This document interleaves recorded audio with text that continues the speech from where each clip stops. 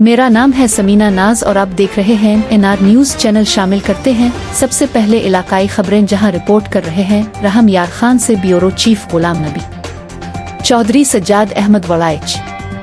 MPA का एहतजाजी camp Swabi के हवाले से PTI सादिक आबाद के ओहदेदारान और कारकुनान से अहम मीटिंग। हमेशा की तरह इस बार भी सदर जनूबी पंजाब सेंटर और अब्बास बब की क़ियादत में सादिक आबाद से भरपूर शिरकत करेंगे। इस मौके पर चौधरी सज्जाद अहमद वड़ाइच का कहना था, कौम अपने लिए खड़ी हो और पुरअमन एहतजाज करे। इस मौके पर मैडम फौजिया वहाब साहिब का MPA में खालिद बिन सईद एडवोकेट, सईद साकिब एडवोकेट, वकास आजम बिसरा एडवोकेट डाल देने में राव अता अर रहमान, सिटी सदर राना नबी अहमद, तहसील सदर आबिद लार, सदर इंसाफ लायर, यूथ विंग के सरप्रस्त आला राना आतिफ चौधरी, तनवीर जट, राना आलम शेर साहिब, नसीब एडवोकेट और इलाकाई अमायदीन की कसीर तादाद मौजूद थी।